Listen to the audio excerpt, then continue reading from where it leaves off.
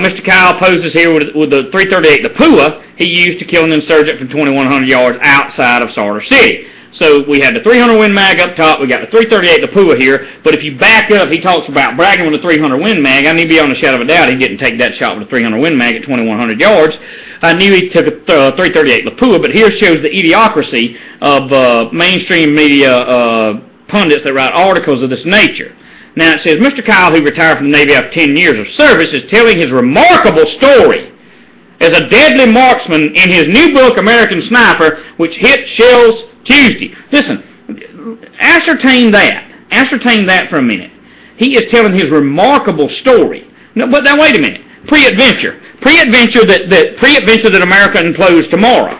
Pre-adventure that America implodes tomorrow.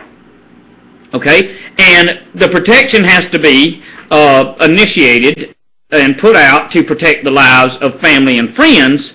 Although we don't have the sunglasses on he has, nor the boots he wears, nor the color of his rifle, but pre-adventure that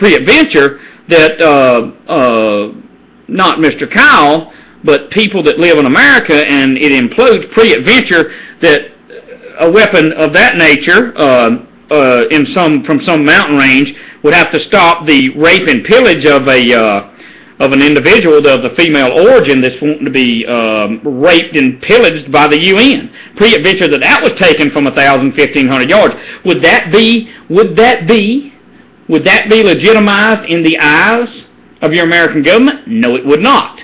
No, it would not. Okay? You got to understand what I am saying to you. You got to understand that in their mentality, they can go over there and kill Iraqis and Afghanis, and they are heroes. Oh, you understand? They get adrenaline rushes off of it, okay? Now, on the other hand, with the implosion of America, and when chaos ensues and martial law and the rape and pillage, because every war includes rape and pillage, you understand? If a person defends his family with a weapon of just like I've got, which is similar to the one that he killed innocent people in Iraq with, then I'm deemed a criminal. You understand? So here we are, and the mentality of the mainstream media and Hollywood and everything, they turn these people like him into an idol, but people like us that just want to live and be left alone, and then when the rubber meets the road and we got to take care of business, then we are turned into what? We are turned into criminals. Okay? Having said that, listen to me. Let's move on. Additionally, he was shot twice and was in 6 separate IED explosions in his unit, Charlie Company of SEAL Team. 3 saw significant combat across the country. Now it moves on, and it says the action was enough that the members of the unit adopted White Skull of the gun-wielding comic book Vigilante the Punisher. Do you see the mentality of this? These people think this is some kind of comic book game. People like him think it's a comic book game to go over there and have unlimited funds and to just kill people at random. You see? You got to understand me. Now, having said that, listen to this. For him, the enemy is a savage, he told the Post. So I guess anybody that lives in Iraq was a savage that got in his crosshairs. Okay? Anybody that lives in Afghanistan or maybe Pakistan is a savage. To him, that's his mentality. You see, but, on the other hand, as we look at, this thing's quit again, on the other hand, as we look at what's going on in America, as we look at the degradation of society, as we look at the slavery that's taking place, and as we look at the drones that are everywhere, ordering too many drones, on and on and on, we're supposed to sit back and we're supposed to sit down and lay down because the pulpit parasites have said that Romans 13 says you obey government. Well, I got news for you, ladies and gentlemen. I got news for you. I'm going to flip the coin. Let me see if I got one. Hold on. Let me see if I even got a quarter in my pocket. Hold on. This is just for letting you know where I stand. There's a quarter right there. Okay? There it is. It just got flipped. I, my friends, on the other hand, would call people of that nature savages. You got it. The Mr. Kyles are the savages because they have come out and people like him have said that this is fun. This is great that I go out and kill poor Afghanis and all that and Iraqis. This is my job. They have equipped me to kill them, and that's what I'm going to enjoy doing, just like an Xbox video game to them. That's their mentality. Well, it's wrong, it's demonic, and it is evil, and they are the savages. Now, listen to this. He left his service. Wait a minute, let me back up. It was my duty to shoot the enemy, and I don't regret it. My regrets are for the people I couldn't save, Marine soldiers, buddies. I'm not naive, and I don't romanticize war. The worst moments of my life have come as a SEAL, but I can stand before God with a clear conscience about doing my job, he told the Texas Monthly. Well, I got to tell you something. I got to tell you something, ladies and gentlemen. Unless he repented, and I'm not his judge, unless he repented, he won't be able to stand before God and be innocent about nothing he did. Now, he says he has 2 children and lives with his wife in Dallas. Since leaving the Navy, he started his own military contracting firm, Craft International, provides military and law enforcement sniper training as well as private security and protection. You got to understand what I'm telling you. You got to understand what I'm telling you. This is big money. This is big business. See, he goes over there and kills 250-something people in Iraq. He comes back home. He starts this to train law enforcement how to snipe and shoot you from a distance. He makes his big money and writes a book filled with lies. Wow. The American dream. Now I'm going to move on to Jesse. Going to move on to Jesse for a minute, okay? Well, I tell you what. Yeah, let me move on to Jesse. You see, Mr. Kyle come out embellishing his stuff. He come out saying he was laying at a place in Iraq on a baby bed. Then you got a clock that just reads the same kind of time in America. Who knows? Maybe he bought it at a thrift store over there and stuck it up there. Who knows? But anyway, former governor of Minnesota, Jesse Ventura, he's got a lawsuit filed against Chris Kyle over Kyle's claim that he punched Ventura in a bar for insulting the dead U.S. soldier gone to court, okay? With Ventura receiving the backing of several prominent former Navy SEALs who affirm the incident never happened. Several former Navy SEALs affirm that the incident never happened. You see what I'm saying? You got to understand. Okay? Now, having said that, Kyle claimed that he met Ventura in a bar in Coronado 2006 while Ventura was in town to speak to a new class. You understand? To a new class of what? To a new class of SEALs. And then they went to the bar, and according to Mr. Kyle, he punched Jesse Ventura. There's no police report, nothing to substantiate it, and so therefore Jesse Ventura is suing him, and I hope he takes him to the frickin' cleaners and takes every dime that Mr. Kyle is going to make off the book. Now, that being said, I must change horses. It's time to move. Now we move over to Israel.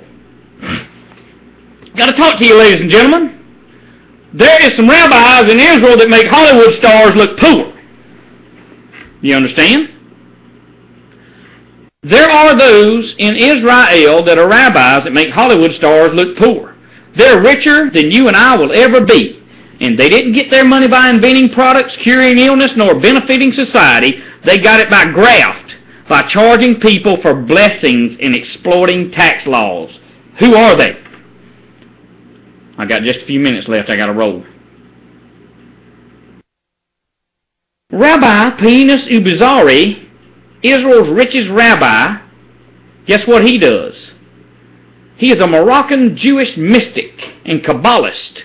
He died in 84. He inherited his father Eleazar's ill-gotten gains after Eleazar was murdered a year earlier by a disgruntled follower upset that he guaranteed a blessing. He paid thousands of dollars and it didn't work.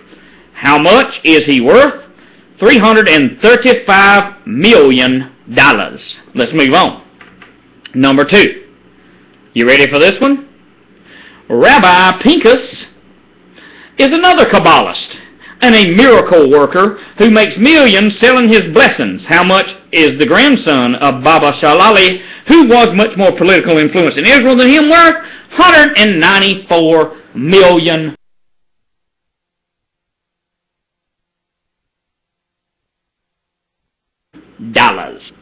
But they can sell the mysticism and the Kabbalah. And they can bring people under their influence of cultism in making them think that they can somehow or another buy and pay for their blessings and healing. No different than the modern mainstream church pulpit parasites of today. Happening in America, happening in Israel. That's why I keep telling folks, listen to me, the Creator's going to judge it all. The whole earth and the fullness thereof will be judged. Number 3. The Rabbi Yaakov, when he's not protecting pedophiles and threatening to topple Israeli governments, the Giri has amassed a cool $90 million. Now, listen to this. Belazar, Rabbi Yitzhar, is $46 million. Rabbi Yosemfrena has is the X-ray rabbi, a mystic and a seer. His blessings and advice given in return for large donations got him about $23 million that he's earned. It never ends. It never ends. I'll move on from this story just to let you know that, you know what? Hey, you understand what I've said before, and you understand what I'm saying again. You understand what I'm saying again. I am not for any one of them. I am not, listen to me, I'm not on the sides of the Jews in Israel. I'm not on the sides of the Christians in America. I am on the side of the Creator, the Holy One of Israel, and His Son, my King, Yeshua. Now, I got to move on. I've got just a few minutes, but I got a phone call from, I didn't answer the call, my wife did. Got a phone call from a banker today, and they were talking about the effects of the, the banks in Italy, the BNI, that closed its doors for 30 days. Well, ladies and gentlemen, as we've said before, and many others have tried to been warned for years, here we go. None of the people that have their money in this bank in Italy can even pay their light to have their money in the bank, including the fuzz or the cops. They can't even pay for their mechanics bills. You see? You get what I'm saying? It has been stopped for a month. Payments and customers are furious. The script goes on and it says, stop the transactions until July for the crisis of the institution. The Network Investment Bank has suspended payments, causing great inconvenience to customers.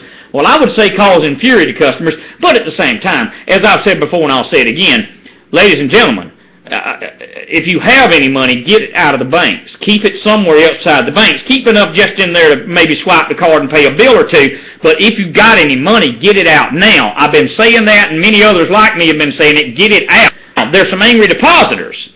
You see, but the thing you got to realize is, on the one hand, I have a sense of sadness for the depositors. On the other hand, if they're stupid enough to stick with a bank, then so be it. If they're going to be stupid enough to stick with it, but let me just read the article. To the rescue, in few lines we read online, have stepped forward, listen, to the rescue have stepped forward, and the group Simon Consultant Invest Saving Banks of Granada, but in the meantime, depositors are furious, for all spoke Masami, listen to this, for all spoke Massamoi, police in Milan with his wife and 2 daughters in Manessa. Nobody told me anything, and today, June the 4th, when I went to pay the mechanic, the ATM was not working. Even the credit can't do. They have removed the money. Actually added, I have taken my money. In the book, listen, I have only 20 euros in cash, and the escrow account where the salary is credited to me. How do I make ends meet? And to think, the investment bank network has shareholders in the names of the first floor in the financial world, and all that. Listen to me, ladies and gentlemen, let me run something by you. This is the tip of the iceberg. Anybody that's a critical thinker that knows the banking fraud that's been going on for hundreds of thousands of years better get it out now. They better get it out now. You understand? I'm going to tell you, this is only the beginning. That Bank of Italy is only the beginning. I'm out of time. End Time Watchman, y'all have a great day. I hope you enjoyed the news. Get your money out of the bank if you can. Get your money out of the bank. It's time to do it. You better do it before it's too late, because they ain't going to give you no warning. They're just going to shut her down. They're just going to shut her down.